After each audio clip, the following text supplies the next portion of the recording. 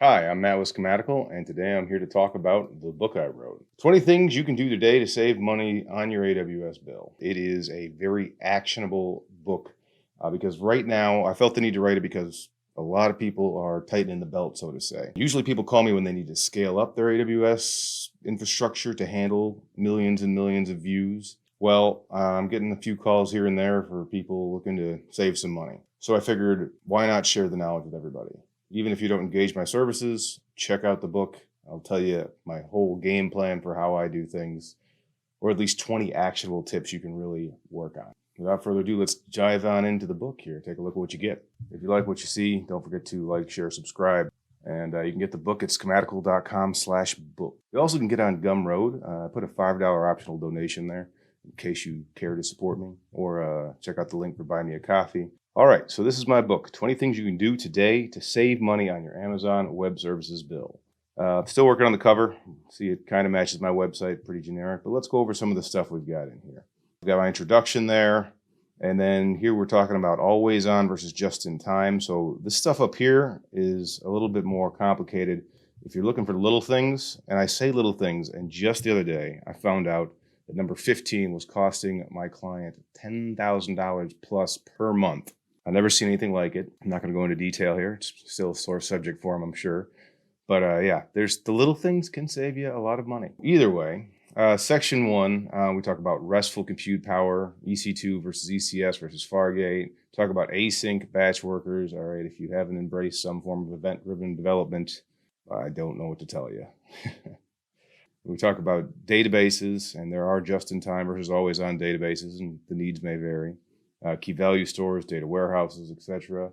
The advanced topics we talk about is, of course, you should be using CloudFront with anything public for S3. That's other than that is it's just silly.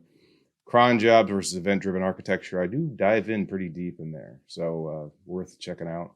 Pre-built indexes. If you've got anything where anybody can search anything, you're going to want to check out the pre-built indexes. All right, if your end users are allowed to search, check it out. Cursors versus checkpoints, that's an advanced one for sure, but it's really an important topic there. I have a client right now that would save them thousands of dollars and make their platform insanely fast by comparison, so that's an important one. Monolithic versus microservices, doesn't matter. That's one that the trolls can debate in the comments. Go ahead. Core functionality versus everything else. Horizontal scaling versus partitioning and sharding. Extremely important if you're designing something that's going to scale. The little things, we've got all sorts of stuff using the secrets manager, S3 for cold storage, tracing and monitoring. Don't get DDoS. Know how your queries work. That's an important one, but a little one. You'd be amazed how easy slipping in something like a like statement to a MySQL, a like with a wildcard, how much that'll slow down your system, so don't do those.